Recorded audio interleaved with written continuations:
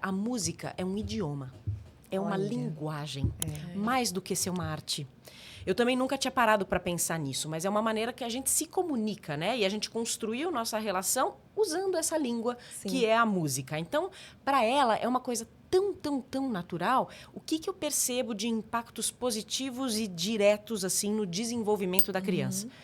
A capacidade de retenção de informação, impressionante, assim, como isso ajuda mesmo no desenvolvimento da memória. Então, eu percebo, ela tem um repertório musical absurdo, de saber as letras, de eu tocar 2 notas no piano, ela saber que música é. Mas e não é porque eu, assim, fiquei incentivando ou forçando. Não, é porque realmente a gente fala esta língua o tempo todo, né? E aí eu vejo que ela é assim com tudo.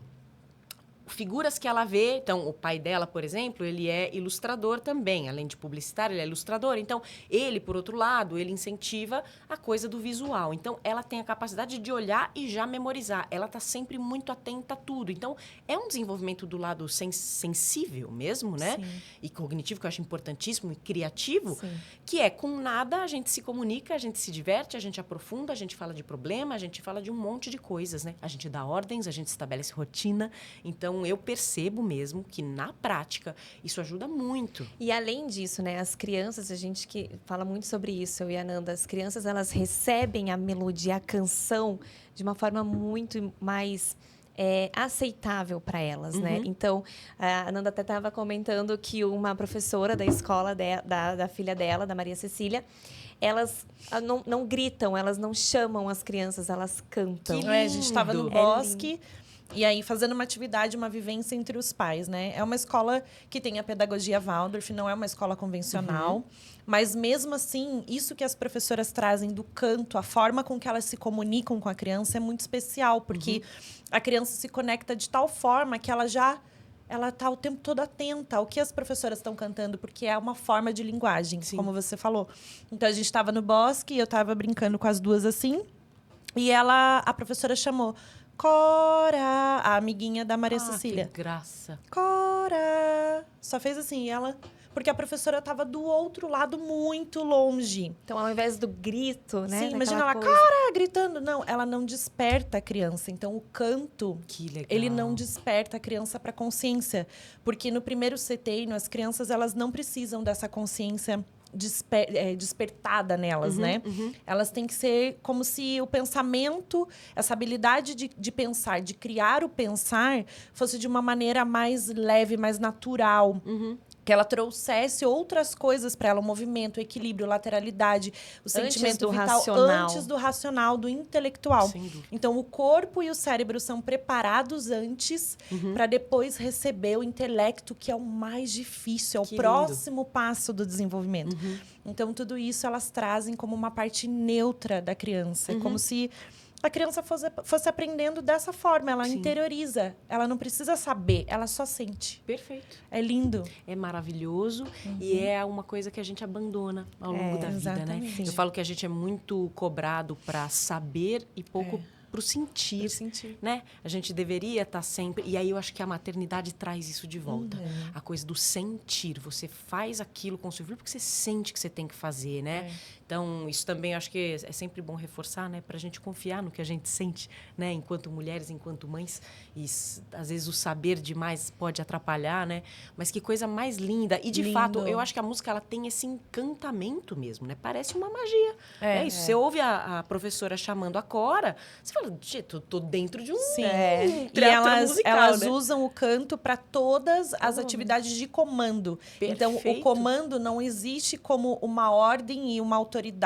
É como se elas tivessem imersa aquele mundo, mas aí todo mundo pode até julgar no seguinte sentido, a criança pode ficar alienada, a criança não sabe o que está fazendo. Não, mas ela é conduzida de uma outra forma. Então, a professora vai juntando os brinquedos junto e cantando. A criança já entende que precisa juntar. Você não precisa ordenar, junta os brinquedos. Então, ela não recebe isso como uma ordem, um autoritarismo. Claro.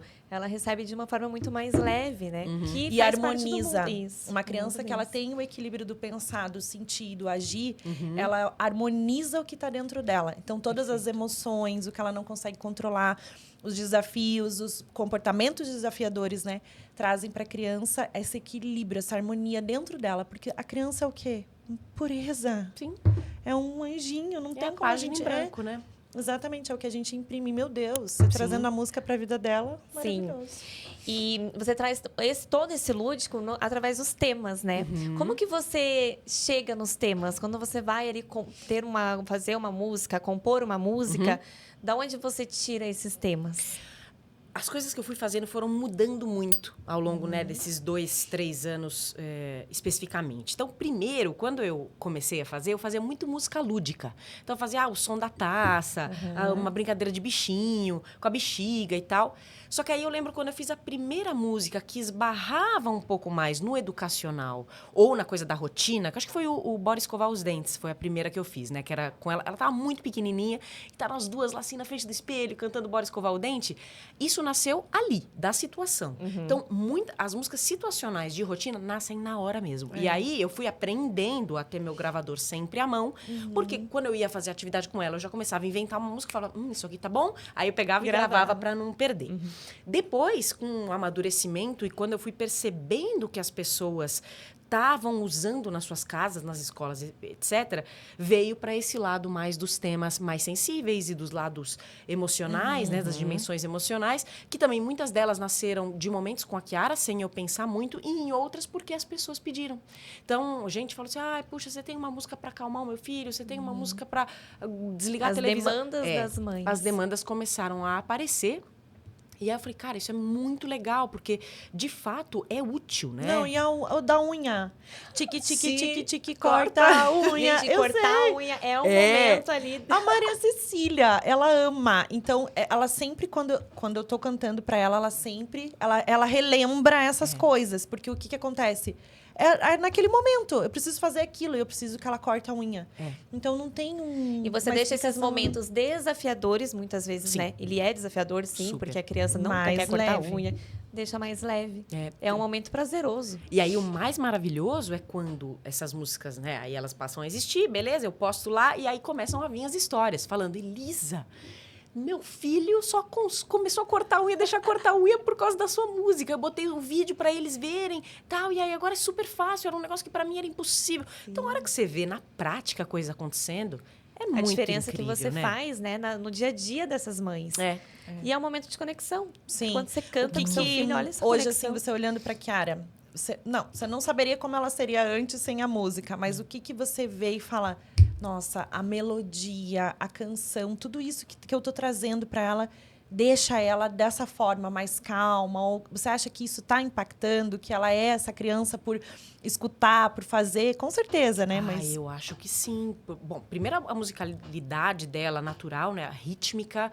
Então, ela sempre, desde bebê pequenininha, ela tem uma coisa do ritmo. Ela bate certinho né? No andamento desde da a barriga, música, né? Ela não teve muita escolha, né? Ela ouvia de camarote as coisas, né? Então, isso com certeza, mas sim, ajuda muito a regular o emocional, com certeza. Eu também uso as músicas para tarefas que eu preciso que ela faça e ela entende e assimila muito melhor. Eu percebo que se eu estou num dia que eu não estou muito legal e que eu não estou cantarolante, ela sente... Né? Então, ela sabe que eu tô sempre muito radiante, muito para fora. Então, se eu não tô, então ela já começa a entender que também isso é uma manifestação de como eu tô, né? Então, eu acho, me parece, que é algo que auxilia ela no entendimento de mundo, assim, né? E na criatividade, com certeza, assim. Eu sempre fui uma criança... Nunca brinquei com brinquedo.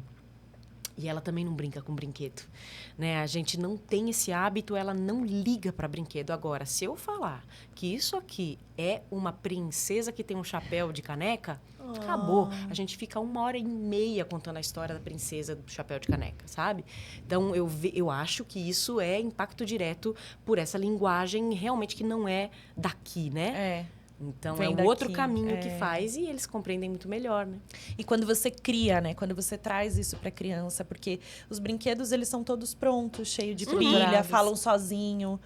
Que sentido tem para a vida de uma criança que ela precisa brincar em contato com a natureza?